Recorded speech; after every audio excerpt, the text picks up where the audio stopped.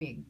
Well, number one, ang balat naman natin, no, may physiologic siya na mechanism para ma-maintain, ma-balance yung moisture. But in extreme condition, like for example, sobrang lamig, no? Like when we are in Amsterdam, sobrang lamig daw siguro mga 15, 16 degrees. So, talaga? Grabe. So, ang Matindi pa sa aircon yun, ah. Oo nga eh. So, number one, we have to always keep ourselves warm. No? Pangalawa, dahil yung balat nga, yun ang usual na expose. So, we always advise na you have to put moisturizer. Usually in lotion or in petroleum form, no? Kasi pag petroleum, sobrang lagkit. Pero minsan, the petroleum form, yan yung nag-stick ng matagal. Tumatagal, lalo na sa ilalagay mo sa kamay. No? Kasi pag yung lotion, usually mabilis nag-evaporate.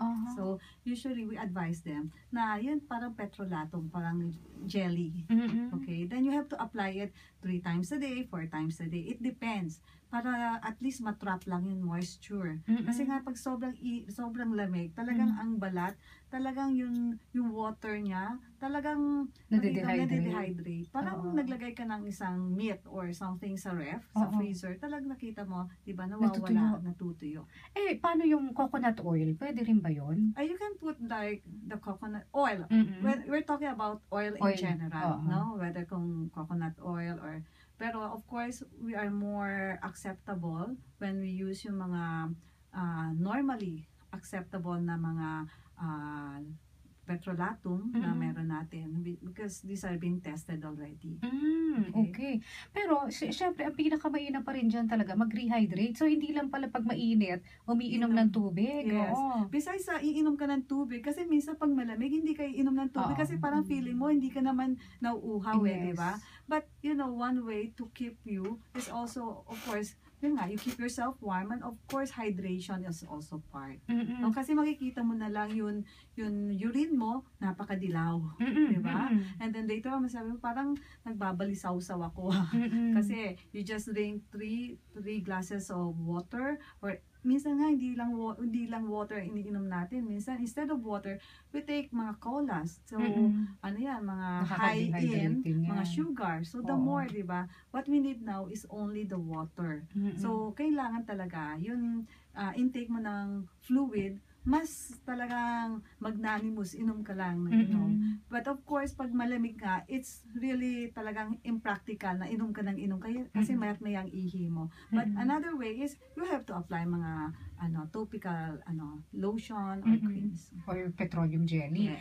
Pero syempre ang kailangan talaga dyan internally ay nire-rehydrate din natin. Bukod sa tubig, anong naitutulong ng natural vitamin E sa ating skin? Well, actually, you have to go back to your basic. Kailangan yung diet natin kasi pag malamig rin, ang tendency natin, kakain tayo nung gusto natin crispy, yung ganun lang. Yung mga natural source of vitamins, minerals, minsan nakakaligtaan natin. That's why yung mga vegetable, parang corny naman kumain kasi mas masarap yung medyo malutong tsaka konti lang. Kasi may mga tao na pag minsan malamig, gusto nila yun konti lang kakainin. So, minsan yung tendency na kumakain sila ng mga vegetable, mas limited. So, there are cases na wherein kung sa tingin mo, habit mo, or minsan parang it's not only when malamig, no? Minsan ba kasi it's a habit already na ayaw ko ng green leafy vegetable kasi parang nasusuka ako. Si Sean ba kumakain ng vegetables? Yes, mahilig. Talaga? Ano kinakain ni Sean? The green leaf na what do you call that? Yung lettuce. Spinach. Spinach? Wow, Tsaka, mahilig si Sean. Mahilig siya sa malunggay. So, kasi sinasanay na namin. Si Sean ay 7 or 8 years old. 8 years old. Talaga. Yan ang talagang dapat natin inumpisan sa ating mga anak. Kailangan maaga pa lang natututo na sila na... Kino-compare, sinasabi ko nga sa kanya. You see, kung kumain ka ng ganito, yung effect sa skin mo, di ba, iba yung glow.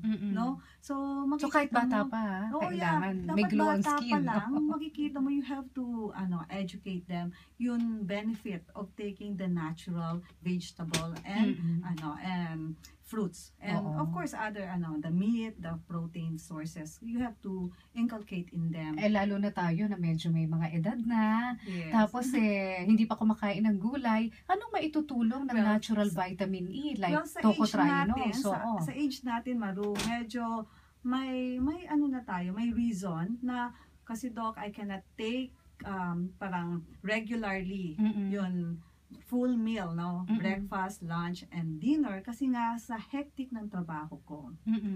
Well, of course, sabi ng nanay ko, alam mo, kahit na busy ka pa or what, kailangan may laman yung tiyan mo. Sabi ko, paano naman kung nasa OR ka, no? Di kailangan nagumuya, kukuha ka. So, it's impractical. So, for me, I find a way na at least to supplement lang naman, no? Yung mga nami-miss kong minerals and vitamins, so I can take vitamins. Like vitamin E is also a good source, no, na can help in the function ng iyong mga cells, like cardiac muscles, yung mga muscles mo sa heart, sa skeletal, no, and other organ, no. So mas maganda naman. So sabi ko, at least mas less guilty ako kasi nga sabi ko, as a doctor, aminado ako na we don't follow the regular, full diet na dinner, you have breakfast, na nangyayari din sa amin dito sa media. Yes, Kasi diba, nga tuloy-tuloy ang lunch trabaho. nyo is around 4 o'clock. Yes. Then how about the dinner? Abot na ng 7 or siguro you take your dinner siguro around 10. So, naiiba. Tapos matutulog ka na. So, paglaki mo, palaki ka ng palaki. Kasi you skip the breakfast. Tapos, di ba? So, at kulang ka dun sa nutrition. yeah, Kasi limited. minsan fast food na lang kinakain mo dahil nga yun na lang ang available at yun lang ang pwede mong kainin, hindi ka makaprepare. Pero ayan nga, meron tayong natural vitamin E ngayon na Tocovid. Jaisel, itatanong ko lang, anong difference nitong Tocovid na may tocotrienol sa iba pang vitamin E? Ay, yes. Thank you sa tanong mo, Miss Maru. So, yung tocotrienol po kasi, which is yung Tocovid, compared sa tocopherol, yung sa amin po kasi, mas maganda yung absorption niya kasi gawa siya sa tocotrienol, which is all natural.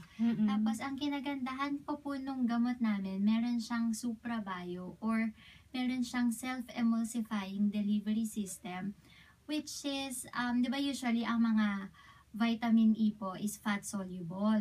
So, nangangailangan sila ng mga fat intake. Yung sa amin, since tocotrienol siya, mas na-absorb siya ng katawan. Ako makapit na kagad sa katawan mo. Oo. Nakukuha na kagad ng hindi mo kailangan may fat para ma-absorb siya. Ganun ba yun? Oo. Kailangan ng konti, pero hindi tulad ng iba na talagang kapag fat intake, talagang dependent siya sa food intake or sa fat intake. Yes, Yung sa totoo yan amin, yung yes. sinasabi niya na vitamin E. Kasi in general, vitamin E kasi is a fat soluble. Vitamin, Ano ibig sabihin ng fat soluble? Soluble siya. What's soluble? Natutunaw. Saan? Sa fat. Right? So, for layman, anong ibig sabihin dito? I still cannot understand. Basically, ibig sabihin lang, if you take vitamin E, since it's a fat soluble, vitamin, you have to take it na may laman yung tiyan mo. Okay? Why? Because, syempre sa kinakain mo, may kasama ng, di ba, mahilig ka sa lechon, kawali, sa mga fatty, high fatty food. Bulalo. So, mga yan can also help transport the vitamin E component mismo. Okay? So, pag yan ay pumasok na sa gastric tissue, sa stomach tissue mo, so, ibig sabihin, absorb. So, that's why kailangan may vehicle. Dapat may fatty environment siya para makapenetrate yung vitamin E sa stomach mo. Okay. Once na nakapenetrate na sa stomach mo, they have to go around your body. System, around your system. So, with tocotrienol, because it is unsaturated trienol, there are 3 double band sa kanyang tail end. So, ibig sabihin, mas mabilis, efficient ang kanyang penetration or absorption sa mga cells.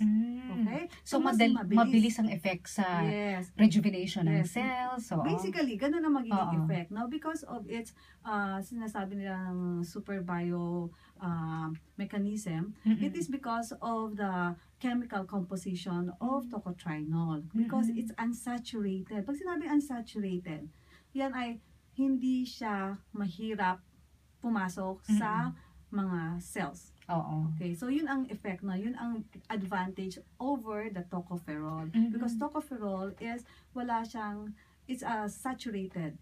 Wala siyang unsaturated. Wala siyang double band. Lahat siya single band. Totoo bang synthetic ang tocopherol? Well, there's a lot of resources kung saan mo makukuha ang tocopherol. Oo. But because of demands, there are also laboratory who can also make Manufacture. Yes. So, laboratory made ng ilang vitamin E na basta Because- tocopherol.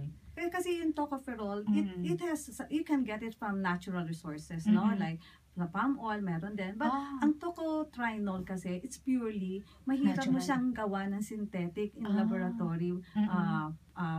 Like, you can do it in the laboratory setup, no? So, usually, that's why, it's a So, little talagang bit- natural lang. Basta Natural. tocotrienol, that is natural. Yes, Oo. yeah. Usually direct lang sila from the natural kasi tocotrienol kasi it's kokonti lang ang ano niyan eh. Ang mapagkukunan mo. Okay, at ang tocotrienol, ang meron lang, ang Tocovid lang ba ang may tocotrienols ngayon dito sa Pilipinas? Yes, sa Pilipinas, kami lang. So kung kunyari, sabihin mo man yung generic na yun na tocotrienols, Tocovid talaga ibibigay sa'yo sa Yes. pharmacies. So, Yes.